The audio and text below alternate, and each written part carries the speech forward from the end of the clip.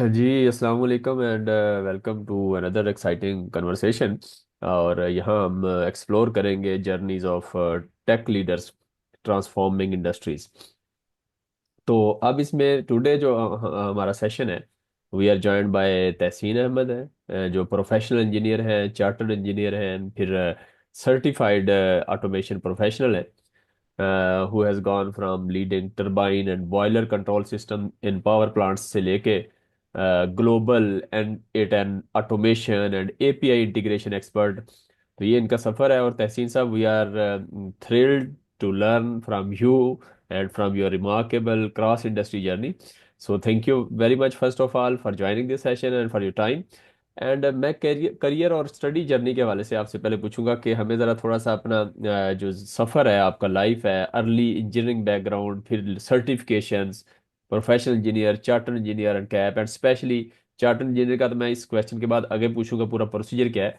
तो इसमें ज़रा थोड़ा सा हमें इस थोड़ा क्या बल्कि डिटेल के साथ, और उसमें जो भी आपको मुश्किलात आई या जो भी वो पॉइंट्स थे जो ऑडियंस के लिए हेल्पफुल हो सकते हैं, उनको ज़रूर हाईलाइट कीजिएगा please.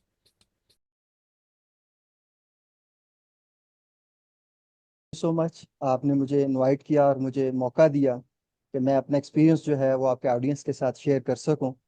It's an honour for me. दूसरा, जो आपने सवाल किया उसमें मैं आपको अपना background from very beginning start से बताना चाह रहा हूँ, just to motivate your audience कि मैं कोई बहुत किसी इंग्लिश मीडियम में या किसी बहुत हाई फाई स्कूल से एजुकेशन लेके यहाँ तक नहीं पहुँचा। जैसे नॉर्मल पाकिस्तान में होता है, गवर्नमेंट स्कूल, गवर्नमेंट एजुकेशन, सब कुछ वैसा। इवन जो मेरी फिफ्थ और क्लास, वो जैसे टाट स्कूल होते हैं, तो मेरा आगाज जो है वो एक टाट स्कूल से है। उसके बाद गवर्नमेंट जो है उसके स्कूल से होते हुए फिर मैं आगे पढ़ना चाहता था, इंजीनियरिंग की तरफ जाना चाहता था। मगर ज़ाहिर है मेरे पास वो वसाइल नहीं थे कि मैं अपना मैट्रिक के बाद एफएससी करके डायरेक्ट इंजीनियरिंग की तरफ जाना चाहता, इवन दो कि मेरी ख्वाहिश थी और मैट्रिक में मेरे नंबर भी अच्छे आए थे। मगर ज़ाहिर है फाइनेंशियल जो कंस्ट्रेंट्स थी उनकी वजह से मैं उस तरफ नहीं जा सका। तो फिर मेरे पास एक लास्ट ऑप्शन बची थी कि मैं एक डिप्लोमा करूं और इंडस्ट्री किसी को ज्वाइन कर लूं। तो सेम उसी तरह मैंने इंस्ट्रूमेंटेशन एंड कंट्रोल में Swedish Pakistan institute of technology Gujarat, बड़ा रिनाउंड इंस्टीट्यूट है, वहाँ से मैंने इंस्ट्रूमेंटेशन में डिप्लोमा किया और मैंने फौजी फर्टिलाइजर को एज अप्रेंटिस टेक्नीशियन ज्वाइन किया। तो आप ये कह सकते हैं फ्रॉम द लोएस्ट लेवल किसी भी इंडस्ट्री का मेरी ज्वाइनिंग वो है। जब मैंने उसको ज्वाइन किया और मैंने 2 साल की अप्रेंटिसशिप वहाँ से की, तो आप कह लें कि मेरा, यानी कह लें कि जो बेस है वो एक फर्टिलाइजर इंडस्ट्री है, उनका बहुत अच्छा सेटअप है। पहले 6 महीने उन्होंने हमें ट्रेनिंग करवाई, उसमें थ्योरेटिकल ट्रेनिंग थी। उसको कंप्लीट करने के बाद फिर हम इंडस्ट्री में इन हुए प्रॉपर। तो आप कह लें कि हर चीज़ एक नई थी, क्योंकि जो हम पढ़ के आए थे फ्रैंकली स्पीकिंग वो रिलेट नहीं कर रहा था उस वक्त इंडस्ट्री के साथ, क्योंकि कोर्स हमारा कुछ ओल्ड था। इंडस्ट्री में चीज़ें बिल्कुल न्यू थी, और स्पेशली जो फर्टिलाइजर इंडस्ट्री, और उसमें भी जो फौजी फर्टिलाइजर है उसका एक अपना नाम था। तो जाहिर है बड़ी मुश्किल पेश आई शुरू में हमें। मगर ये है कि वहाँ पे हमें जो वहाँ का माहौल भी ऐसा था कि वो इनकरेज करते थे पढ़ाई का और न्यू लर्निंग और सीखना, सवाल जवाब करना। तो उस अपॉर्चुनिटी से हमने पूरा फ़ायदा उठाया, सीनियर्स भी अच्छे थे। उसके बाद फिर मुझे वहाँ एहसास हुआ, मैंने कहा जस्ट एक जैसे कहते हैं ना कि अपने आप से बात करना, वो लाइक दैट, कि क्या इसी लेवल पे मैं, यानी मैक्सिमम एक सुपरवाइजर लेवल पे जाके रिटायर हो जाऊंगा। तो फिर मैंने कहा नहीं, मुझे कुछ करना है आगे। तो वहां पे फिर मैंने देखा मेरे पास अपॉर्चुनिटीज क्या हैं। अनफॉर्चुनेटली पाकिस्तान में कुछ इस तरह का सेटअप नहीं है कि आप इंडस्ट्री की जॉब के साथ साथ कोई रेगुलर एजुकेशन कर सकें, स्पेशली अगर आपकी इंडस्ट्री किसी रिमोट एरिया में है। तो फिर जो मेरे पास अपॉर्चुनिटीज थी उसमें आप ये कह लें कि सिर्फ ऑनलाइन जो है एजुकेशन जो उस वक्त अवेलेबल थी, और वो ऑप्शंस थे मेरे पास। तो मैंने फिर वर्चुअल यूनिवर्सिटी, आल दो के इंडस्ट्रीज में या बाकी जगहों पे वर्चुअल यूनिवर्सिटीज को बहुत अच्छी उसकी रेपुटेशन इस सेंस में नहीं, लोग कहते हैं यार ये तो आप पैसे देते हो, वो आपको पास कर ही देते हैं। मगर मैंने जस्ट उसको एक वन एंड ओनली अपॉर्चुनिटी समझते हुए मैंने अपनी बीएस कंप्यूटर साइंस में वहां से की। उसके बाद मैंने अपनी इंडस्ट्री स्विच की। तो बेसिकली जो मेरा टर्निंग पॉइंट था वो ये था कि जब मैंने इंडस्ट्री स्विच की, हुआ ये था कि जब मुझे 3-4 साल फौजी फर्टिलाइजर में हो गए, तो मैं स्विच किया। मैंने ये सोचा कि मुझे स्विच करना चाहिए, और मुझे अपॉर्चुनिटी मिली लालपीर पावर प्लांट में, जो कि पावर सेक्टर में कह लें कि इस प्लांट की एक एग्जांपल दी जाती है कि वहाँ का जो सेटअप है, वहाँ का जो कल्चर है, वो मतलब बहुत आउट क्लास है। और वहाँ पे जब मुझे अपॉर्चुनिटी मिली, और वहाँ चूंकि वो उस वक्त कह लें कि अमेरिकन काम कर रहे थे, उनका सेटअप था, तो उन्होंने मेरी एजुकेशन को नहीं देखा। उन्होंने सिंपल ये कहा कि अगर आप में पोटेंशियल है, आप कुछ करके दिखाना चाहते हैं, तो फील्ड ओपन है आपके लिए, आप करें। तो फ्रैंकली स्पीकिंग उस सेटअप में जाके पहले 6 महीने तो मुझे समझ ही नहीं आया कि इनका काम करने का स्टाइल कैसा है। मुझे यही लगता था कि ये मतलब हर चीज इतनी ओपन है, तो ये कैसे मैनेज करते हैं चीजों को, क्योंकि मैं बड़ा एक स्ट्रक्चर ऑर्गेनाइजेशन से निकल के वहां गया था। आप इससे एग्जांपल मैं आपको एक एग्जांपल देता हूँ कि वहाँ का सेटअप, यानी आपने अगर कोई चीज़ प्रोक्योर करनी है, मैंने पूछा जी ये चीज़ अब काम नहीं कर रही तो क्या करें, उन्होंने कहा जी आप सर्च करो, प्रोक्योर करो, खुद कन्वर्सेशन करो, सप्लाई ढूंढो, और चीज़ लेके आओ और खुद लगाओ। मतलब ये एक इतना ब्रॉडर स्कोप था कि जो मेरी समझ में उस वक्त नहीं आ रहा था। मगर इतनी अपॉर्चुनिटी मिलने के बाद मैं ये समझता हूँ कि उस चीज ने जो मेरी कैरियर डेवलपमेंट है उसमें बड़ा की रोल प्ले किया। वो क्यों कि मुझे तकरीबन हर फील्ड को टच करने का मौका मिला। फिर वहीं पे रहते हुए मैंने आगे एमएससी इलेक्ट्रॉनिक्स जो है उसमें एडमिशन लिया थ्रू डिस्टेंस लर्निंग। मेरा एक अल्टीमेट टारगेट था कि मैंने किसी तरीके पाकिस्तान इंजीनियरिंग काउंसिल से जो है उसकी मेंबरशिप लेनी है, उसमें एनरोल होना है। जो कि उस वक्त मैं किसी से भी डिस्कस करता था, वो कहता जी नामुमकिन है, जब तक कि आप प्रॉपर 4 ईयर एजुकेशन नहीं लोगे आप पाकिस्तान इंजीनियरिंग काउंसिल में नहीं जा सकते। फिर वहाँ पे मेरे एक सीनियर थे, उन्होंने मुझे गाइड किया। उन्होंने कहा जी एक पॉसिबिलिटी अभी भी है, एक दरवाज़ा आपके लिए अभी भी खुला है, अगर आप किसी तरीके चार्टर्ड इंजीनियर बन जाते हो तो आप उसके थ्रू पाकिस्तान इंजीनियरिंग काउंसिल की मेंबरशिप ले सकते हो। मुझे खैर उस वक्त बिल्कुल आइडिया नहीं था कि चार्टर्ड इंजीनियर क्या है, मैंने इवन वो लफ्ज़ पहली दफ़ा सुना। तो उन जो मेरे सीनियर थे उन्होंने बहुत अच्छा गाइड किया, उन्होंने वेबसाइट दिखाई, ये बताया ये यूके का सेटअप है इस तरह सारा। तो मैंने फिर उसको इरादा किया कि मैं परसू करूंगा चार्टर्ड इंजीनियर की तरफ। आल्दो मुझे आप कह लें कि मैंने 2011 में इसको स्टार्ट किया और 2015 में मेरा ये मुकम्मल हुआ। मुझे 4-5 साल इसलिए लग गए कि एक तो इसकी कोई गाइडेंस अवेलेबल नहीं थी पाकिस्तान में, कोई बताने वाला नहीं था। तो अगर मैं आपको यानी टिपिकल वर्ड्स में बताऊं, जैसे कहते हैं ना रूल पढ़ के सीखना या करना, आप उसको ये कह सकते हैं कि हर चीज को बड़ा टफ तरीके से मैंने लर्न भी किया और फिर उसको इम्प्लीमेंट किया। फिर उनके साथ मैं राब्ता मैंने किया, फिर उनकी गाइडलाइन आई कि आपने ये चीज़ें क्वालिफाई करनी है। तो अल्टीमेटली कह लें कि 2015 में मैंने वो क्वालिफाई कर लिया, और उसी की बेस पे फिर मुझे पाकिस्तान इंजीनियरिंग काउंसिल से डायरेक्ट प्रोफेशनल इंजीनियर जो है वो मैं वहाँ पर रजिस्टर्ड हो गया।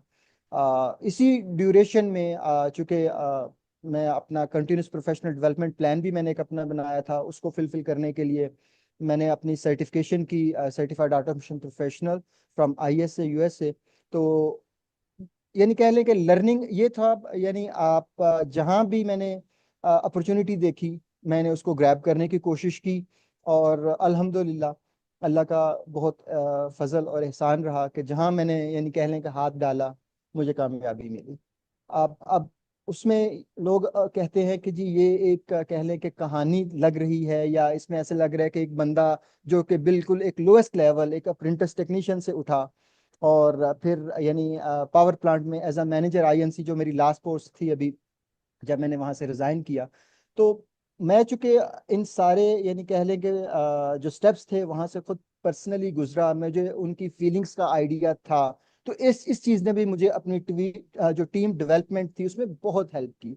मुझे आइडिया था कि ये जो मेरे सबॉर्डिनेट्स हैं या जो मेरे टेक्नीशियंस हैं वो क्या सोचते हैं, उनको क्या चाहिए, क्योंकि वो मेरा पर्सनल एक्सपीरियंस था।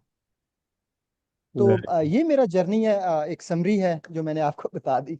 Very nice. और इसमें जो आपने चार्टर्ड इंजीनियर, उस हवाले से अगर थोड़ा सा मैं उस पर अलग से क्वेश्चन एक बनाना चाहूँगा कि भाई उसमें आप कैसे, वो क्या प्रोसीजर है उसको फॉलो करके, कितना टाइम लगता है, ड्यूरेशन है क्या, उसकी फीस क्या है, अप्लाई कैसे करना है, थोड़ा सा उसमें ऐसे बता दें कि एक ले मैन जिसको अभी कुछ पता भी नहीं है उसको एक तो मोटिवेशन मिल जाए चार्ट इंजीनियर है क्या चीज़, वो और वो जो भी सुने और वो कहे कि भाई मैं तो बनूंगा इस वीडियो के बाद।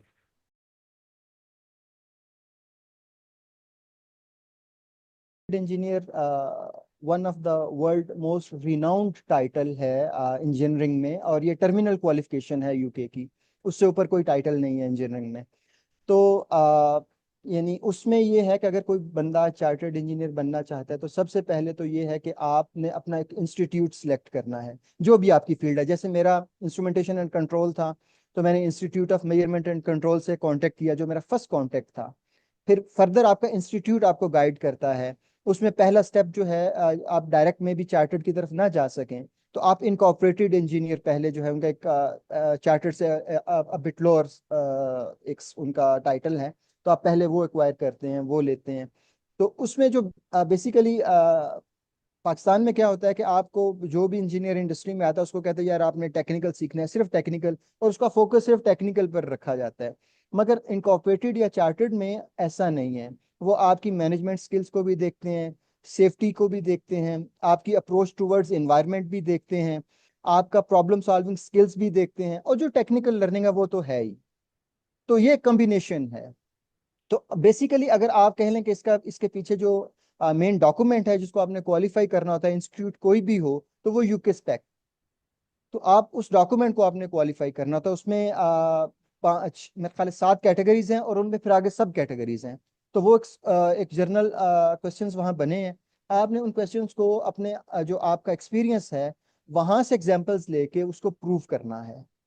कि जी ये फर्ज करें, मैं एग्जांपल देता हूँ कि वो कहते हैं कि जी आप कोई एक एग्जांपल दें जिसमें आपने किसी प्रॉब्लम को अपनी एबिलिटीज, जो आपकी प्रॉब्लम सॉल्विंग एबिलिटीज हैं उसके थ्रू रिजॉल्व किया हो। तो आप देखते हैं अच्छा मेरा जो 5 से या 7 साल का कैरियर है उसमें मैंने कौन सा ऐसा प्रोजेक्ट है जो कि इस क्वेश्चन के अगेंस्ट मैं उसको पुट अप कर सकता हूँ। दूसरा इशू जो यानी नॉर्मली लोगों को होता है वो ये है कि जो क्वालिफिकेशन है इसकी चार्टर्ड की, पहले तो वो सिंपल 4 ईयर डिग्री के ऊपर आप उसके लिए अप्लाई कर सकते थे, मगर आपने अब जो है उन्होंने थोड़ा इसको सख्त कर दिया है। अब वो आपसे मास्टर डिग्री जो है उसकी डिमांड करते हैं। और बिलफर्ज अगर आपके पास मास्टर डिग्री नहीं है तो उसका ये मतलब नहीं कि आपके लिए दरवाजे बंद हो गए, ऐसा नहीं है। फिर आपको अपनी कैपेबिलिटीज जो हैं वो एक टेक्निकल रिपोर्ट लिख के उसको फुलफिल करना पड़ता है, आपको प्रूव करना पड़ता है कि आज तो मेरी जो कह लें कि जो ट्रेडिशनल एजुकेशन है वो अप टू मार्क नहीं है, मैं मास्टर डिग्री नहीं रखता, मगर मेरे पास कैपेबिलिटीज जो हैं वो अप टू मास्टर लेवल है, जो मैं अपने एक्सपीरियंस के थ्रू मैं इस लेवल पे पहुंचा हूं। तो वो एक रूट भी है, थ्रू योर एक्सपीरियंस, तो वो रूट भी आप ले सकते हैं। तो उसमें कहने कि जो चीज़ आपको आसान करती है इसका रास्ता, अगर फर्ज करें आपके ऑडियंस ऐसे हैं जो कि जिनका कैरियर अभी बिल्कुल स्टार्ट में है, तो मैं उनको ये गाइड या एडवाइस करना चाहूँगा कि नॉर्मली जो इंडस्ट्री में कल्चर है आजकल पाकिस्तान में मैंने देखा है, क्योंकि मैंने भी हायरिंग की है इंजीनियर्स की। वो आपको ना वो जो है आप कहते हैं अच्छा ये चीज़ जो है इसका प्रिंसिपल क्या है, इसको रट्टा लगा लो। अच्छा ये चीज कैसे काम करते हैं, इसको रट्टा लगा लो। अच्छा, वो जब आप रट्टा लगाते हो तो आप एक किस्म का एक बॉक्स में अपने आप को अपने अपने माइंड को कैद कर लिया। ऐसा नहीं होना चाहिए। अगर आपके जहन में एक सवाल है, अच्छा ये चीज ऐसे काम करती है, भाई ऐसे क्यों काम करती है, जब आप वो वाई के पीछे जाएंगे, क्यों के पीछे जाएंगे, कब और कैसे कहाँ, वो आपको ऑटोमेटिकली क्लियर हो जाएगा। Very nice very nice. अच्छा इसमें प्रोसीजर मतलब इसमें अप्लाई करने का जो है वो तो आपने बता दिए स्टेप्स, और इनकी फीस कितनी है, कितना टाइम ड्यूरेशन लगता है, मतलब इस हवाले से ये पूछ रहा था। हाँ, इनकी फीस पाउंड्स में है, चूंकि ये डायरेक्ट यूके से, और आपको पता है पाकिस्तानी करेंसी जो है वो इसको वो डी वैल्यू तो ओवर द टाइम हो रही है, तो उसमें डायरेक्ट पाउंड्स में ख्याल है 350 पाउंड्स जो है वो मेंबरशिप फी है, जो भी इंस्टीट्यूट आप सिलेक्ट करते हो। मगर ये इंस्टीट्यूट टू इंस्टीट्यूट वेरी करता है। जो इंजीनियरिंग काउंसिल है उसकी फीस बहुत ज्यादा नहीं है, उसकी एप्लीकेशन फीस ज्यादा है, मगर आपकी जो एनुअल फी है वो हार्डली आई थिंक 50 पाउंड है। तो आपको हर साल जो है वो आपको अपनी एक एनुअल रिपोर्ट भी सबमिट करनी होती है उसमें, और हर साल उसकी फी भी देनी होती है, institute fee plus engineering council fee. तो ये मिला के तकरीबन आपको 400 पाउंड बनती है। मगर चूंकि पाकिस्तान जो है वो उन कंट्रीज में है जो कि रिड्यूस ड्यूज वाली कैपेबल यानी कह ले एलिजिबल हैं। क्यों कि हमारी इनकम जो है वो अप टू जो आपके डेवलप कंट्रीज हैं उस तरह नहीं है, तो उन्होंने एक फैसिलिटी दी है कि आप एक एप्लीकेशन देते हैं अपने इंस्टीट्यूट को कि जी मैं पाकिस्तान से बिलोंग करता हूँ, मेरी इनकम जो है वो उतनी नहीं है, तो आप मुझे जो है वो फी जो है वो मेरी रिड्यूस कर दें। तो एक एप्लीकेशन के थ्रू आपकी फीस इवन 50%, बल्कि कुछ कंडीशंस जो ऐसी हैं अगर आप प्रूव कर देते हैं तो अप टू 90% भी रिड्यूस हो जाती है। तो फर्स्ट ईयर आपको पे करना पड़ता है, ऑनवर्ड जो है वो फिर आपकी रिड्यूस ड्यूज के साथ आप उस पर जा सकते हैं। तो पहला स्टेप जैसे मैंने आपको कहा कि आपने इंस्टीट्यूट से रब्ता करना है जो आपका रेलिवेंट इंस्टीट्यूट है। अगर आप मैकेनिकल से हैं तो institute of mechanical engineering, INC से हैं तो institute of measurement and control, और अगर आप इलेक्ट्रिकल से हैं तो institute of engineering and technology IET. तो इस तरह के मेरे ख्याल है टोटल 22 इंस्टीट्यूट्स हैं इस वक्त जिनके थ्रू जो है आप अपना ये चार्टर्ड इंजीनियर जो उसको परसू कर सकते हैं। अच्छा अच्छा, आईआईटी फॉर एग्जाम्पल इलेक्ट्रिकल है तो इलेक्ट्रिकल में आई ट्रिपल ई भी है और आईआईटी भी है, तो वो आई ट्रिपल ई से कांटेक्ट करना है या आईआईटी से, आप इससे ये मतलब क्या कहते हैं? I triple E something else, आपको आईईटी के थ्रू जाना पड़ेगा। ठीक है ठीक। आईईटी आई ट्रिपल ई जो है वो आपके जितने भी कह लें कि उसको क्या बोलते हैं स्टैंडर्ड्स जी जी। इलेक्ट्रिकल साइड के या जो बाकी इंडस्ट्री के, वो आई ट्रिपल ई जो है वो उसको कर रहा है। जो आपका इंस्टीट्यूट है वो आईईटी है। ग्रेट ग्रेट, जबरदस्त। तो इंस्टीट्यूट से आप राब्ता करें अपने फील्ड से relevant, very nice very nice. जी और सारा इंस्टीट्यूट ही फिर आगे आपको ये जो आपने अप्लाई करना है सारा वही हैंडल करता है इसको? जी जी।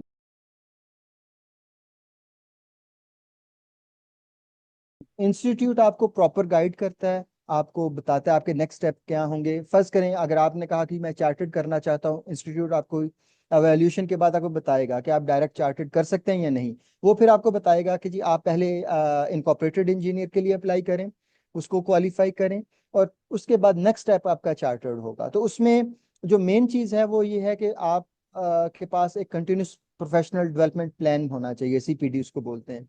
आप उसको पहले आप प्लान बनाएं, वो आप सबमिट करें, उसको फिर आप पूरा करें।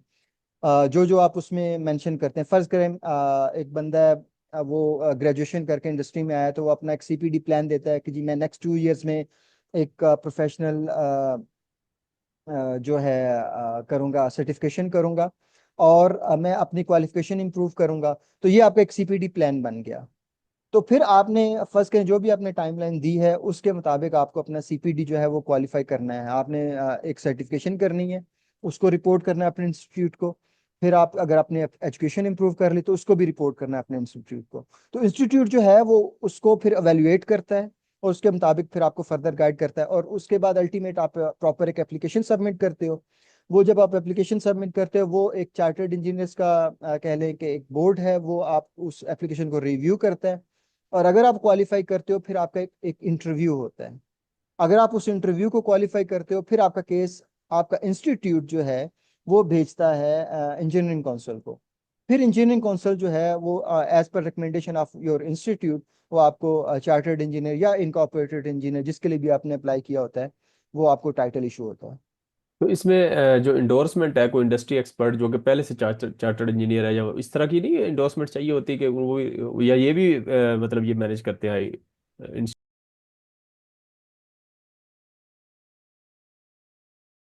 नहीं, वाले? वो इंस्टीट्यूट डायरेक्टली मैनेज नहीं करता।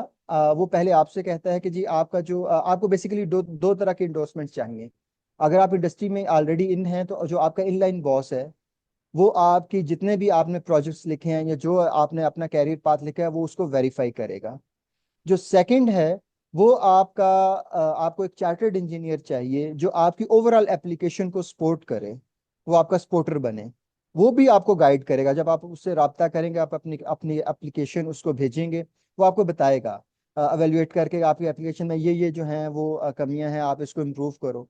तो इस तरह जो है बेसिकली आपको दो सपोर्टर्स चाहिए होते हैं। अब फर्स्ट करें आपको सपोर्टर नहीं मिलता, इनलाइन बॉस तो अगर आप जॉब करें तो डेफिनेटली वो तो होगा। अगर आपको चार्टर्ड नहीं मिलता, आप अपने इंस्टीट्यूट से राब्ता करते हैं, आप कहते हैं जी मुझे कोई चार्टर्ड इंजीनियर नहीं मिलता, तो वो आपको अरेंज करके भी दे देते हैं। Very nice that's good. और इसके अंदर ये ड्यूरेशन कितना लगता है ये पूरे प्रोसेस कंप्लीशन तक, मतलब सर्टिफिकेशन तक?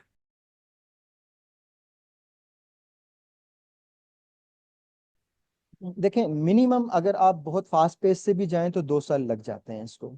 ठीक ठीक। अच्छा, अब आप वो, मैं जैसे मैंने पहले कहा, मुझे 4 साल क्यों लगे, क्योंकि मेरे जी। पास बिल्कुल कोई इन्फॉर्मेशन नहीं थी। मैंने यानी एवरी बिट एंड पीस जो है वो कलेक्ट किया, फिर उसको ऑर्गेनाइज किया, तो मुझे थोड़ा टाइम ज्यादा लग गया। फिर चूंकि मैं साथ ऑन जॉब था और रिस्पॉन्सिबिलिटीज भी मेरी थी, तो ये डिपेंड करता है। यानी ये आप अपनी पेस के साथ इसको लेके चल सकते हैं, इसमें कोई हार्ड एंड फास्ट रूल नहीं है। Very nice. और ये कैप जो है ये भी कोई रेलिवेंट, मतलब इस ये कौन सा सर्टिफिकेशन है या?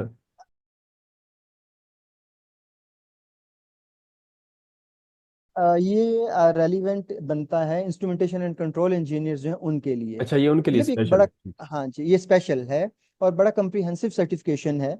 और ये जैसे नॉर्मली कंसेप्ट ये है कि जी आप फीस दें, एग्जाम दें तो आप पास कर जाएंगे। इसकी 2/3 फेलियर है इसमें, जो कैंडिडेट्स हैं उसमें। ये इतना इजी नहीं है। 4 ईयर का आपका 4 आवर का आपका एग्जाम होता है।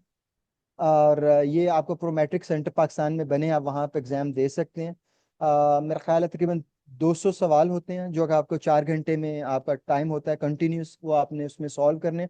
और आपको रिजल्ट इसका इमीडिएट मिल जाता है। जो ही आप लास्ट क्वेश्चन करेंगे, फिनिश क्लिक करेंगे, फौरी आपका रिजल्ट आपके सामने आ जाएगा, क्योंकि ये कंप्यूटर बेस है। और इसमें बेसिकली उन्होंने कवर किया है कि इंस्ट्रूमेंटेशन एंड कंट्रोल फील्ड में जितनी भी चीज़ें आती हैं वो सब उसमें उन्होंने कवर की हैं, लीडरशिप से लेके प्रॉब्लम सॉल्विंग स्किल्स। ये टुवर्ड्स मोर टेक्निकल है। चार्टर्ड जो है वो टुवर्ड्स मोर मैनेजेरियल और मैनेजमेंट साइज, जो साइड है उस तरफ है।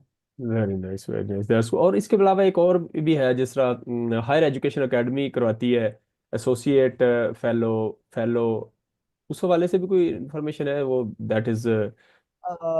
नहीं, मुझे डायरेक्ट अच्छा। इंफॉर्मेशन नहीं है हायर एजुकेशन जो करवा रही है, मगर ये जो मैं आपको बता रहा हूँ चार्टर्ड है, या ये जो सर्टिफिकेशन है, ये इंटरनेशनल रिनाउंड, आपके मतलब पूरे यूरोप में, ऑस्ट्रेलिया में, न्यूजीलैंड में, हर जगह जो है ये एक्सेप्टेबल है।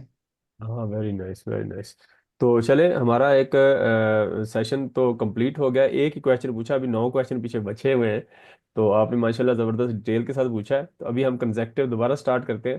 तो जी ऑडियंस जो ये सेशन देखे वो लाजमी अगला सेशन भी ज़रूर देखे। See you in a minutes.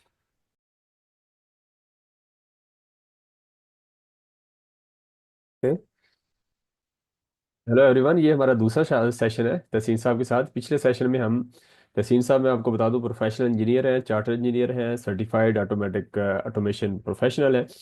और इनका जर्नी जो है वो बॉयलर या turbine and boiler control system in power plant से लेके global N8N automation and API integration expertise तक है। और ये जो इनका रिमार्केबल क्रॉस इंडस्ट्री जर्नी है, इस पे बात कर रहे हैं हम। तो हमारा पहला question, chartered engineer different professional, उसका बैकग्राउंड के हवाले से हम पहले कवर कर चुके हैं। अब हम नेक्स्ट क्वेश्चन है करियर और स्टडी जर्नी के हवाले से ही है।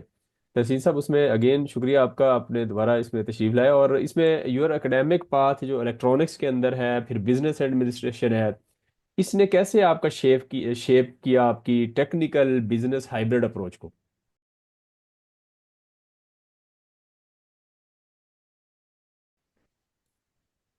बहुत शुक्रिया मुझे दोबारा मौका देने का। और आपका सवाल बड़ा रेलिवेंट और बड़ा इम्पोर्टेंट है, स्पेशली क्योंकि आप मेरे पास चूंकि डाइवर्सिटी है एजुकेशन में। आप ये देखें कि मेरा जो डिप्लोमा, मैंने जैसे पहले भी पिछले सेशन में बताया कि जो मेरा यानी कह लें बेस एजुकेशन है, वो सिंपल कह लें डिप्लोमा ऑफ एसोसिएट इंजीनियरिंग था इंस्ट्रूमेंटेशन में।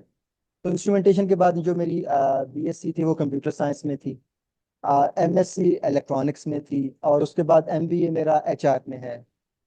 तो आप ये कह लें कि बेसिकली कंट्रोल सिस्टम इंजीनियरिंग में जितने भी मुख्तलिफ फील्ड हो सकते हैं, वो सारे कहीं ना कहीं मैंने टच कर लिए, इस सेंस में कि जो आपकी जितनी भी इंडस्ट्री है उसका जो फील्ड इंस्ट्रूमेंटेशन है, वो जो मेरे पास बैकग्राउंड ऑलरेडी था फील्ड इंस्ट्रूमेंटेशन का, मेरे पास डिप्लोमा भी उसकी उसी का फील्ड इंस्ट्रूमेंटेशन का था। जो कंप्यूटर सिस्टम है, क्योंकि कंट्रोल सिस्टम जो है कंट्रोल रूम में ही सारी चीजें आती हैं, कंप्यूटर के थ्रू कंट्रोल होती हैं, तो मेरे पास BS कंप्यूटर साइंस था। और चूंकि उसमें फिर एल्गोरिदम एडवांस जो प्रोटोकॉल ये सारी चीजें, तो उसमें मेरी MSc इलेक्ट्रॉनिक्स जो थी वो एजुकेशन मेरे पास थी। और उसके बाद इन सब चीज़ों को लेके जो टीम को मैनेज करना, तो वो मेरे पास MBA HR। तो वो कह लें कि मेरे पास तकरीबन हर फ्लेवर मौजूद था। मगर सच्ची बात ये है कि सिर्फ पढ़ लेना काफी नहीं है अगर आप उसको इम्प्लीमेंट नहीं करते। बहुत सारे लोग हैं जिनके पास डिग्रीज हैं, सब कुछ है, इम्प्लीमेंटेशन का मौका नहीं मिलता, तो बंदा 1-2 साल में वो सारी चीजें भूल जाता है। तो इन सब चीजों को अगर मैं आप कहें कि मैं अपना जो मेरा पावर प्लांट का कैरियर है, तो उसमें जो मेरा स्टार्ट था वो कह लें 90% टेक्निकल, 10% उसमें सिर्फ मैनेजरियल चीजें थी, मैनेज करना, और वो भी लोअर लेवल पे अपने ही जॉब को, अपने ही काम को मैनेज करना। तो ये मेरा स्टार्ट था। तो उसमें सिंपल जैसे फर्ज करें कि जो हमारा वहाँ पे सिस्टम था कि वर्क ऑर्डर्स आपके पास आते हैं, आपको जॉब्स असाइन होते हैं, तो ये देखना कि कौन सा जॉब कितना क्रिटिकल है, किसको प्रायोरिटी देनी है, किसको नहीं देनी, कौन सा डिले हो सकता है। तो ये सारी चीजें, मगर इसमें आपका कोई सेकंड पर्सन इन्वॉल्व नहीं है। आपका कह लें कि एक आपने अपने आप को ही सिर्फ मैनेज करना है। ये पहली स्टेज थी। दूसरी स्टेज वो हुई जब मैं as a deputy manager promote हुआ, तो मेरे पास कुछ एक स्पेसिफिक एरिया जो है उसकी रिस्पॉन्सिबिलिटी आ गई। लाइक पहले मैं बॉयलर पे काम किया, फिर मैंने टरबाइन पे काम किया, फिर मैंने कंट्रोल रूम जो सिस्टम है उस पे काम किया। तो उसमें आपके साथ एक आध बंदा और होता है जिसको आपने अपने साथ लेके चलना होता है। तो ये मेरी सेकंड स्टेज थी। अब थर्ड स्टेज मेरी वो आई जब मैंने अपने पूरे डिपार्टमेंट को, जो जो दोनों plants instrumentation and control systems का था, उसको मैनेज किया। तो मेरी शुरू से अप्रोच है कि मैं माइक्रो मैनेजमेंट में कभी नहीं गया। ये मेरी अपना एक स्टाइल था, जैसा भी था, अच्छा या बुरा, वो तो मेरी टीम मुझसे ज्यादा यानी कह लें कि फीडबैक दे सकती है। मगर मैं माइक्रो मैनेजमेंट में ना जाता हूँ ना जाना चाहता हूँ। उसकी वजह ये है कि माइक्रो मैनेजमेंट जो है वो क्रिएटिविटी को खत्म कर देती है। क्योंकि इसका मतलब यह है कि अब आप अगर माइक्रो मैनेज कर रहे हैं किसी भी टीम को, तो आप अपनी सोच जो है उसको इम्पोज कर रहे हैं अपने जो टीम है, और आप ये सोच रहे हैं कि जो मैं सोच रहा हूँ उससे बेहतर नहीं हो सकता। जबकि ऐसा नहीं है। मैंने खुद एक्सपीरियंस किया है, जब आप सिर्फ एक टास्क देते हैं टीम को और आप उसको कहते हैं कि ये टास्क है और ये रिजल्ट मुझे चाहिए, तो बाज का तो आपकी सोच से ज्यादा अच्छा काम करके आते हैं। आप उस एंगल पे आप सोचते ही नहीं है। तो टीम वर्क यही है। मैं ये समझता हूँ कि जो मेरा यानी कह लें कि एसेंस है एज अ मैनेजर, कभी भी टीम को माइक्रो मैनेज नहीं करें। उनको अपॉर्चुनिटीज दें, उनको टास्क दें, उनको टारगेट्स, उनको हर स्टेप उठाना नहीं सिखाएं। क्योंकि काम बेहतर कर सकते हैं, क्योंकि वो ग्राउंड के साथ ज्यादा इन टच है आपकी निस्बत। एज अ मैनेजर जो है आप ग्राउंड के साथ इतना टच नहीं, जो फील्ड है उसके साथ इतना टच नहीं है। तो ये अप्रोच थी मेरी। Very nice, very nice. Management approach जो है at macro level, that's very nice. और इंडस्ट्री एक्सपीरियंस के वाले से आपकी what were some of the biggest challenges या successes during your years at Lal Pir है एंड पैकजेन?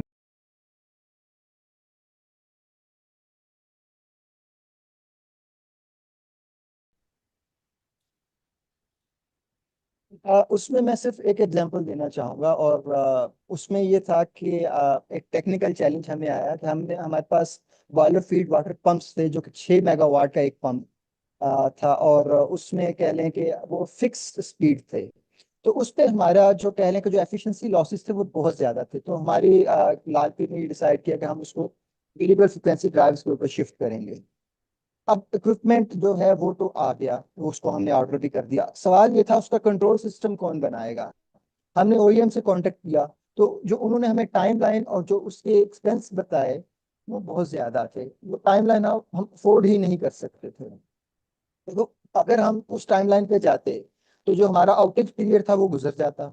उसके बाद हमें पेनल्टीज पड़ती, जो कि पावर इंडस्ट्री में लोग काम करते हैं, उन्हें आइडिया है कि अगर आप आउटेज के बाद टाइमली सिंक नहीं होते तो आपका जो यूनिट है उसके ऊपर पेनल्टीज पड़ते हैं, जो कि मतलब एक अच्छी खासी अमाउंट होती है।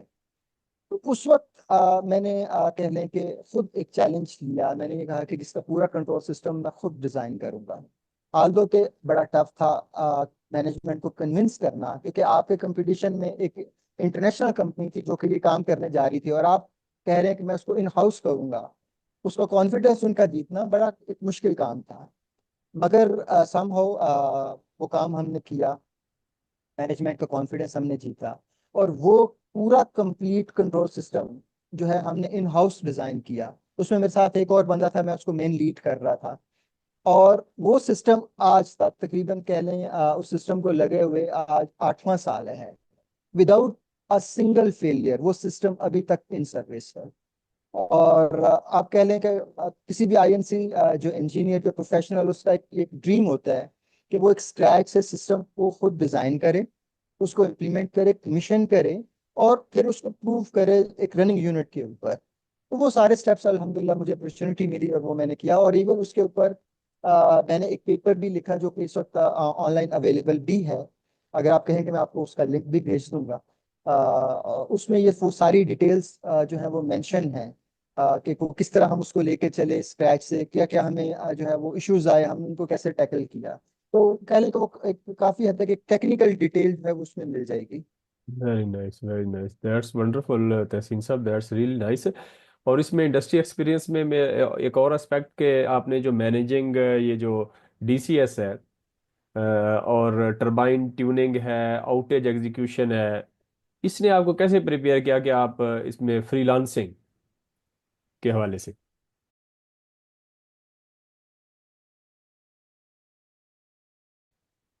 उसमें ये देखें, सबसे पहले इसका थोड़ा सा बैकग्राउंड एक दो मिनट में बताता हूँ कि ये जो आपने जितनी भी चीजें मेंशन की हैं, जैसे टरबाइन के बाद टरबाइन आउटेजेस हैं, बॉयलर ट्यूनिंग है, टीसीएस को मैनेज करना, ये हम थ्रू ओईएम किया करते थे। हम्म। जब मैंने एज अ मैनेजर चार्ज लिया तो मेरा सबसे पहला जो टारगेट था वो ये था कि हमने जो ओईएम डिपेंडेंसी है वो खत्म करनी है।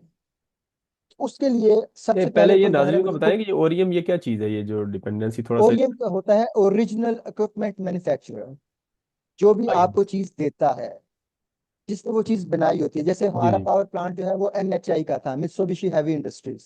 हम्म। ओईएम से मुराद अब यानी हमारे प्लांट का जो ओईएम है वो एमएचआई जापान है।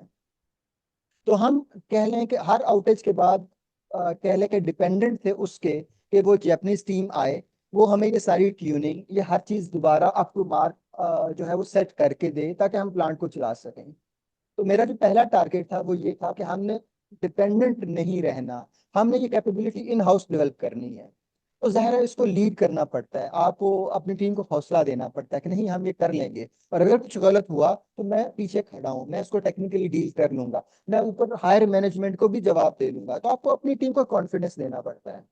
तो मेरी स्ट्रेटेजी सिंपली यही थी, टीम एनफ कैपेबल थी, सिर्फ उनको हौसला देने की जरूरत थी। वही काम मैंने किया, मैंने उनको सिर्फ हौसला दिया, बाकी टीम ने बड़ा परफेक्ट काम किया, और हम 2 साल के अंदर टोटल ओईएम इंडिपेंडेंट हो गए। उसके बाद हमने कभी ओईएम को कॉल नहीं की, हम पूरा सिस्टम खुद मैनेज कर रहे थे। अब ये चूंकि ये सारा कुछ मैं प्रैक्टिकली कर चुका था, तो जब मैंने अपना एक कहने के कैरियर स्विच किया और मैं फ्रीलांसिंग की तरफ आया, तो आप कह लें कि इनिशियल फ्रीलांसिंग में भी इसी तरह के इश्यूज आपको फेस करने पड़ते हैं। आपका एक टारगेट सेट होता है, अच्छा मैंने क्लाइंट्स को एंगेज करना है, कैसे करना है, एक चैलेंज आ गया, तो फिर आप उसको ब्रेक डाउन करते हो। अच्छा, अब क्लाइंट को एंगेज करने के लिए मेरे पास क्या क्या मेथड है, मैं क्या सोशल मीडिया यूज करूंगा, क्या मैं उसको अफोर्ड कर सकता हूँ, क्या मैं अपफ्रंट इस पे इन्वेस्ट करूं, या मैं पहले अर्न करूं फिर इन्वेस्ट करूं। तो मुख्तलिफ सिनेरियोज जो है वो आप रन करते हो, तो उसी के मुताबिक फिर आपने डिसीजन करना है। क्योंकि मैं ऑलरेडी ये सारे काम कर चुका था, तो फ्रीलांसिंग में मेरे एक्सपीरियंस ने मुझे बहुत बेनिफिट किया। Very nice, that's good. And tech shift to 8 N8 and APIs जो है, इसमें अगर हम डिस्कस करें कि आपने एक्सप्लोर करना जो आपको किसने ये मोटिवेट किया कि आप एक्सप्लोर करें और इवेंचुअली स्पेशलाइज हो N8 एंड ऑटोमेशन, और ये है क्या चीज़, इसको भी थोड़ा सा वो बता दीजिएगा।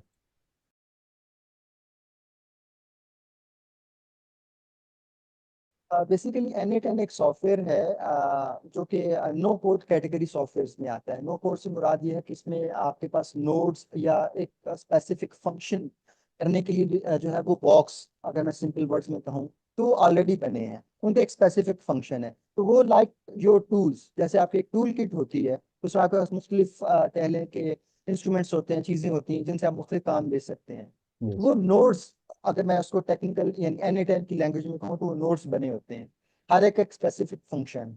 तो आप उन नोड्स को यूज करते हुए अपना जो आपका टारगेट फंक्शन है उसको अचीव करते हो। मैं उसकी अच्छा, अब जो आपका सेकंड पार्ट था कि मैं कैसे इस तरफ आया, मैंने ये देखा जब यानी अपनी टीम में मैं काम कर रहा था, तो हम रोजाना की बेस पे जो 80% ऑफ द जॉब थे वो रिपीटेटिव टास्क थे। हर रोज एक जैसे काम करना, रिपोर्ट बनानी है, एक जैसी रिपोर्ट बना रहे हैं, किसी को रिपोर्ट करना है, ईमेल करनी है, सेम काम, उसमें सिर्फ डाटा हम फेच करते थे, नया उसमें इनपुट किया, नई रिपोर्ट बनाई, मैनेजर को भेजी, सबॉर्डिनेट को भेजी, इस तरह की कम्युनिकेशन और टास्क थे। तो ये जो कह लें कि मेरे जहन में ये आया उस वक्त कि क्यों ना इन चीज़ों को ऑटोमेट किया जाए। और चूंकि हम जो हर बंदा जो है वो मोबाइल फोन यूजर है, तो मेरे जहन में आइडिया क्यों ना ये सारी इंफॉर्मेशन, ये सब कुछ जो है, बजाय इसके कि एक बंदा जिसको इंफॉर्मेशन चाहिए वो पहले डॉक्यूमेंट रूम में आए, वहाँ उसको आके खोले, देखे, नोट करे, फिर फील्ड में जाए, काम करे, तो क्यों ना ये सारी इंफॉर्मेशन उसको उसके मोबाइल फोन पे प्रोवाइड कर दी जाए। उसमें फर्ज करें, मैं अब वो चीज़ मैंने इम्प्लीमेंट की थी कि फर्ज करें बंदा फील्ड में जाता है, किसी इंस्ट्रूमेंट पे काम करना चाहता है, वो सिंपल टेलीग्राम या व्हाट्सएप में उसका केकेएस नंबर मैसेज करता था एक खास चैनल के ऊपर। तो उसको उसके रिस्पॉन्स में उसकी जितनी भी रेंज इक्विपमेंट की, उसको कैलकुलेट करने का प्रोसीजर, ईच एंड एवरीथिंग उसको उसके मोबाइल फोन पे मिल जाती थी, इंक्लूडिंग सेफ्टी प्रिकॉशंस। तो वो सारी, अच्छा, ये मेरा कहने के पहला स्टेप था टुवर्ड्स ऑटोमेशन, जो एपीआई और एप्लीकेशन ऑटोमेशन थी उसकी तरफ। जब ये काम मैंने किया तो मैंने सोचा क्यों ना मैं इसको एज अ प्रोफेशन जो है वो लेके चलूं। तो वो उसके साथ फिर मैंने आहिस्ता आहिस्ता एक्सप्लोर करना शुरू किया कि कौन से सॉफ्टवेयर जो है वो इस तरह की चीज़ों को सपोर्ट करते हैं, क्योंकि मैं कोई कंप्यूटर इंजीनियर नहीं हूँ, तो मेरी कोडिंग जो है वो बहुत ज़्यादा स्ट्रांग नहीं थी। तो मुझे सूट करता था कि मैं नो कोड जो है सॉफ्टवेयर उनकी तरफ जाऊं। तो फिर उस वक्त एन10 नया नया मार्केट में आया, मैंने इसको अडॉप्ट किया, इसको एक्सप्लोर किया। तो आस्ता आस्ता जो मेरी कह लें कि जो दिलचस्पी है towards API, towards automation, application automation, इसकी तरफ ज्यादा होती गई। फिर एक वक्त आया कि मैंने इसको फुल टाइम जो है वो अडॉप्ट कर लिया और अपनी इंडस्ट्री को छोड़ दिया। Very nice, very nice, that's it means जो कोडर नहीं है वो इसको, अच्छा, इसको हर जगह अप्लाई किया जा सकता है, मतलब कि किसी भी फील्ड में, या it is specific to some?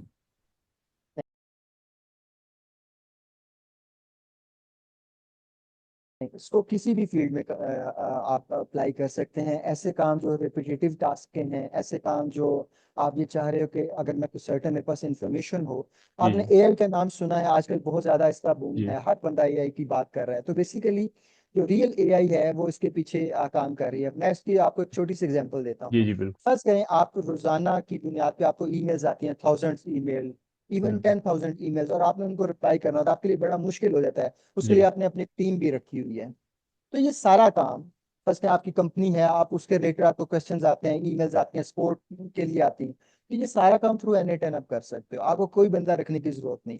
आप क्या करोगे कि एन10 में अपनी कंपनी की इंफॉर्मेशन, यूआरएल, वेबसाइट, हर चीज अपलोड कर लोगे, ठीक। ईमेल को कनेक्ट कर लोगे उसके साथ। जो ही न्यू ईमेल आएगी, एन10 ऑटोमेटिक डिटेक्ट करेगा, एआई उस ईमेल को रीड करेगी, जो आपने उसको डॉक्यूमेंट प्रोवाइड किए हैं उसको देखते हुए जो इन्फॉर्मेशन उसमें से एआई ऑटोमेटिकली उसका जो आंसर है वो एक्सट्रैक्ट करेगी और ऑटोमेटिक रिप्लाई कर देगी। आपको कुछ भी करने की जरूरत नहीं। इवन वो आपके लिए, अगर आपका कोई ऐसा कोई सिस्टम है कि आपने किसी के साथ बुकिंग करनी है, मीटिंग बुक करनी है, तो वो ऑटोमेटिक मीटिंग भी बुक कर देगी। इसके अलावा बहुत सारी कैपेबिलिटीज इसमें मौजूद हैं, ये मैंने सिर्फ आपको एक एग्जांपल दी है। तो इस Very वक्त जो यूएस और यूके है उसमें इसका बहुत ज्यादा इसकी डिमांड है, बहुत बूम है। जो आपके जितने भी आपके बिजनेसेस हैं वो इसकी तरफ शिफ्ट हो रहे हैं। और इसकी इतनी डिमांड है कि आप ये देखें कि जो इसके एक्सपर्ट्स हैं उनके पास वो ओवरबर्डन है इस वक्त, इस पे एक्सपर्ट नहीं मिल रहा है इस वक्त। इसको सीखने के लिए कितना टाइम चाहिए, या क्या मतलब इसके अंदर वो कौन सी निटिग्रिटीज हैं जो जो सीखनी, मतलब होती?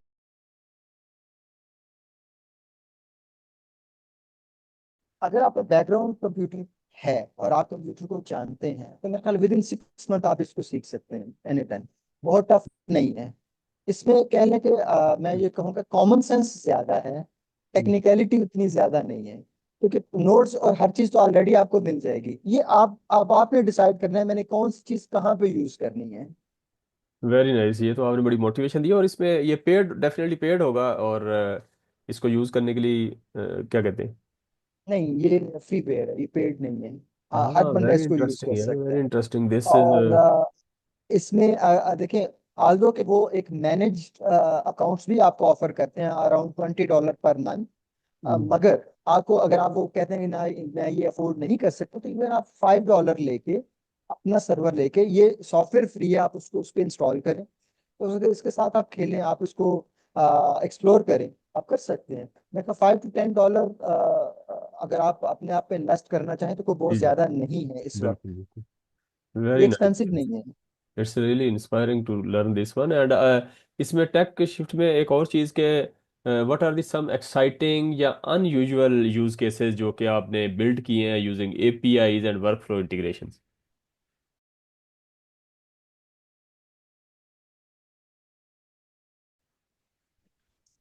उसमें ये है कि जो एआई है, हम समझते हैं कि जी ये परफेक्ट है, ऐसा नहीं है।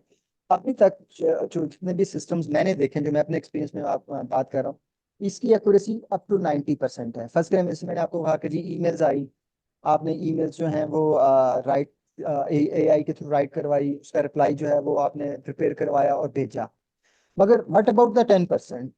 यस। तो क्या आप अफोर्ड कर सकते हैं कि जी आप 10% जो है वो अपने क्लाइंट्स जो हैं वो आप शेड कर देंगे हर एक कह लें गो में? तो ऐसा तो नहीं हो सकता।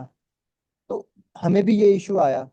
उसके लिए फिर हमने एक और इसमें ऐड ऑन किया कि हमने वो ईमेल प्रिपेयर की और उसको जो एप्लीकेशन जैसा कि स्लैक यूज कर रहे थे क्लाइंट्स, उसके ऊपर भेजा कि ये हमने ईमेल प्रिपेयर की है थ्रू एआई। वो क्लाइंट क्या करते थे, उसको रीड करते थे और उसके नीचे अप्रूव्ड या एडिट दोनों ऑप्शंस दे दिए। अगर वो जस्ट अप्रूव क्लिक कर देते थे तो ईमेल चली जाती थी, मगर वो एक सेकंड ह्यूमन चेक था उसके ऊपर। अच्छा, उस चीज को रिप्लेस करने के लिए हमने एक और काम किया कि फर्स्ट एआई हमने एक बॉट बनाया, उसके ऊपर एक सेकंड एआई बॉट बनाया। तो मैंने जैसे कहा कि अगर हमारी एक्यूरेसी 90% है, तो फर्स्ट वन ने इसका मतलब 10% जो है वो गलती की। अब वो जो 10% है वो जो सेकंड वाले के पास आएगा, तो उसमें से 10 में से 9 वो करेक्ट कर देगा। तो बेसिकली दो बॉट यूज करके आप अप टू 99% एक्यूरेट हो गए। वेरी तो नाइस। अब ये चीज आपको कहीं किसी बुक में नहीं मिलेगी। ये मैंने वही कहा कि जैसे कॉमन सेंस है, उसको आप यूज करते हुए आप अपना सिस्टम जो है उसको इम्प्रूव कर नहीं तो वो सकते जो हैं। आपने डबल लेयर यूज की है वो क्या इसी सॉफ्टवेयर को यूज किया, फिर इस सॉफ्टवेयर की एक दूसरी फेज में, यानी उसको इंटीग्रेशन की? हाँ ठीक ठीक, जबरदस्त, ग्रेट, वंडरफुल। अच्छा सर, इसमें आप दूसरा फ्रीलांसिंग और रिमोट वर्क के हवाले से आप ज़रा, आपकी एक्सपर्टीज है, आपका जो फ्रीलांसिंग जर्नी है, कैसे ये इवॉल्व हुआ? आपने इंडस्ट्री को, सेक्टर को छोड़ा, फिर इसको, इसमें थोड़ा सा मजीद इस पे, और इसमें जो प्रोजेक्ट्स आप हैंडल करते हैं क्लाइंट्स को, प्लेटफॉर्म लाइक अपवर्क, फाइवर, इसमें थोड़ी सी रहनुमाई फरमा दें।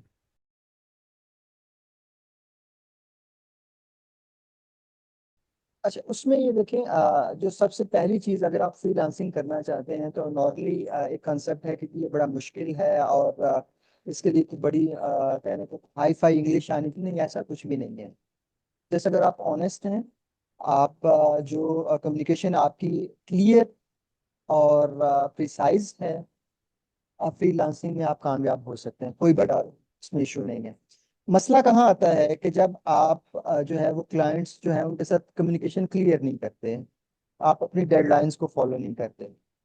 चाहे $5 का ऑर्डर है आपका, चाहे $500 का ऑर्डर है, आपकी अटेंशन और आपका प्रोसीजर सेम होना चाहिए।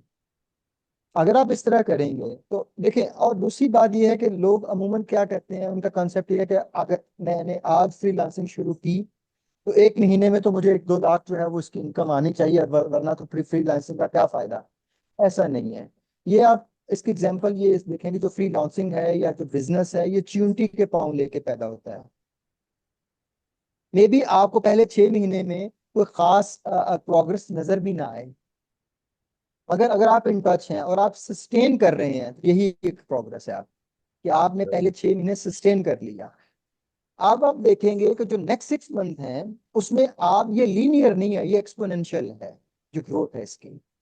तो ये उसकी एग्जांपल अगर लेमैन लैंग्वेज में मैं कहूँ तो वो कि हम सुनते थे एग्जांपल कि जी चावल का एक दाना लें, तो वो उसको चेस के खाने में रखें, फिर नेक्स्ट में दो रखें, नेक्स्ट में चार रखें। बंदा कहता है यार ये तो एक बोरी में पूरा हो जाएगा, अगर आप एक्चुअल कैलकुलेट करें तो पूरे मुल्क की जो प्रोडक्शन है वो भी उन चेस के खानों को पूरा नहीं कर सकती। ये मैं एक एग्जांपल दे रहा हूँ जो एक्सपोनेंशियल ग्रोथ है उसकी।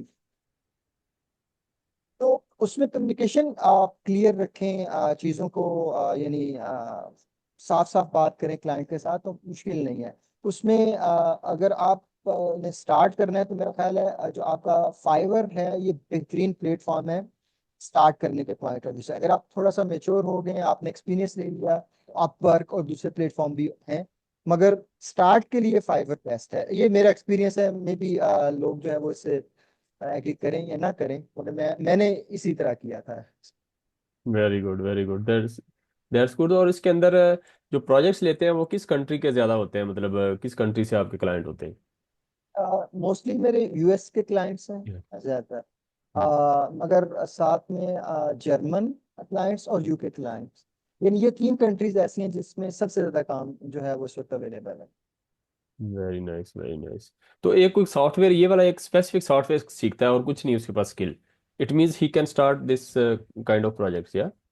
यस, वो कर सकता है, मगर उसको एप्लीकेशन प्रोटोकॉल्स का आइडिया जरूर होना चाहिए कि जो एपीआईज हैं वो काम कैसे करती हैं। अगर एक बंदे को NA10 आता है और साथ उसको एपीआईज का आइडिया है, वेब हुक्स और एपीआई, उसके लिए एनफ है, बाकी वो खुद लर्न कर लेगा। स्टार्ट में सिर्फ ये तीन चीजें उसके पास होना जरूरी है। अच्छा, N8N सॉफ्टवेयर का नाम जो है वो N80 आपने बताया ना?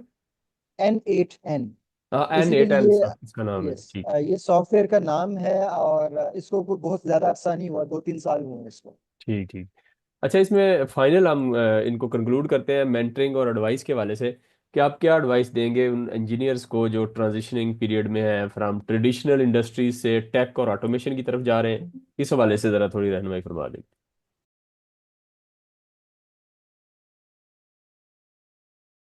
उसमें ये देखें, सबसे पहले तो हौसला होना चाहिए। उसकी वजह यह है, देखें तो ट्रेडिशनल इंडस्ट्री उसमें आपको हर महीने लगी बंधी तनख्वाह मिल जाती है, आप रिस्क नहीं लेते ना। तो नॉर्मली क्या होता है, आप कहते हैं यार देखो एक लगी बंधी तनख्वाह है, इसको मैं छोड़ के एक हवाई रोजी के पीछे जाऊं, क्योंकि नॉर्मली जो फ्रीलांसिंग उसको हवाई रोजी का है, आज है कल नहीं है। आप ठीक है, मगर आपको बाज वक्त रिस्क लेना पड़ता है अगर आपने आगे चलना है, क्योंकि मैं ये देख रहा हूँ कि जो आपकी ट्रेडिशनल इंडस्ट्री है, जो जो जॉब है, ये डिक्लाइन की तरफ है।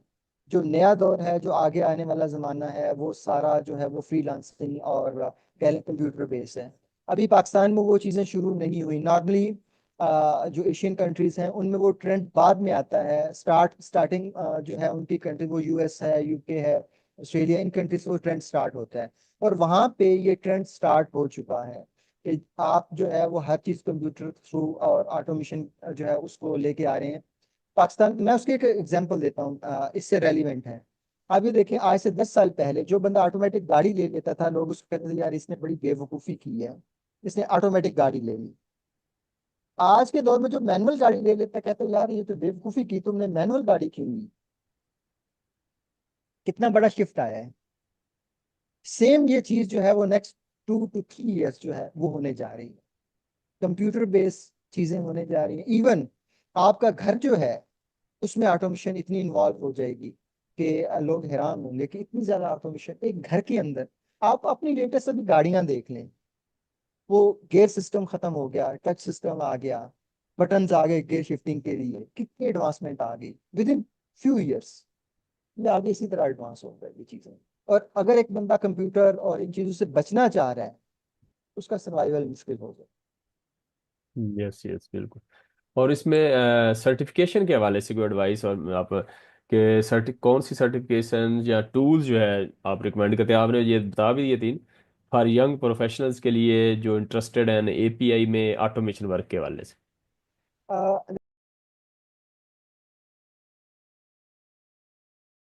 देखिए अभी जो स्पेसिफिकली ऑटोमेशन या एपीआई रिलेटेड कोई इस तरह की सर्टिफिकेशन मेरे नॉलेज में नहीं है, मगर जो बंदा भी इस तरफ आना चाहता है वो सबसे पहले, मैंने वो जैसे पहले भी कहा था कि सर्टिफिकेशन तो ये है कि अगर आपका 2-4 साल का एक्सपीरियंस हो गया है और आपको अपने एक्सपीरियंस के लिए एक प्रूफ चाहिए कि यस आई एम कैपेबल, तो उसके लिए आप सर्टिफिकेशन पे जाते हैं। वो बजाय इसके कि आप हर एक को बताते फिरें, वो आप सर्टिफिकेशन दिखाएंगे, हर एक को पता चलेगा ये बंदा एक सर्टेन लेवल तक जानता है, और वो सर्टिफिकेशन आपको शो कर देगी।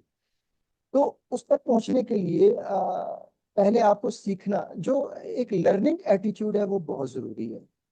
अब उसका एज से कोई ताल्लुक नहीं। अब एक बंदा कहे, फर्ज करें 20 साल का है, अगर उसका लर्निंग एटीट्यूड है वो सीख सकता है। एक बंदा 50 साल का है, वो भी इक्वली सीख सकता है, बल्कि वो बेहतर सीख सकता है। क्योंकि उसने जिंदगी में अप्स एंड डाउन ज्यादा देखे हैं। तो सबसे पहले जो एटीट्यूड है वो टुवर्ड्स लर्निंग होना चाहिए। एक चीज नहीं आती, मुझे भी हर चीज नहीं आती। इस वक्त आपका, जिसे कहते हैं, गूगल से बड़ा उस्ताद इस वक्त कोई नहीं, एआई से बड़ा उस्ताद कोई नहीं है। आपको नहीं पता, आप वहां उस पर लिखें, उससे क्वेश्चन आंसर करें, वो आपको बड़ा बेहतरीन गाइड करता है, बड़ा बेहतरीन समझाता है चीजों को। मगर आपको शुरू में टाइम स्पेंड करना पड़ेगा। आप कहोगे मैंने महीना दो चार छह लगा दिए, रिटर्न में क्या मिला? इमीडिएट रिटर्न नहीं मिलेगा, मगर बाय टाइम वो आपको रिटर्न जरूर मिलेगा।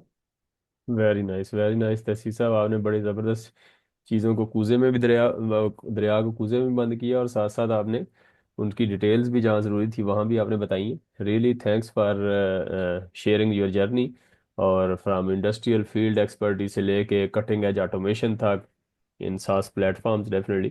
And your story is the inspiration for engineers and tech consultants. And to our audience, if you are exploring automation, remote careers, or API integrations, don't forget to follow Tehseen Saab, to contact Tehseen Saab for more informations related to this one. And up till next time, thank you very much for your time, and have a nice journey. God bless you. Thank you and bye bye. Thank you, अल्लाह हाफिज़।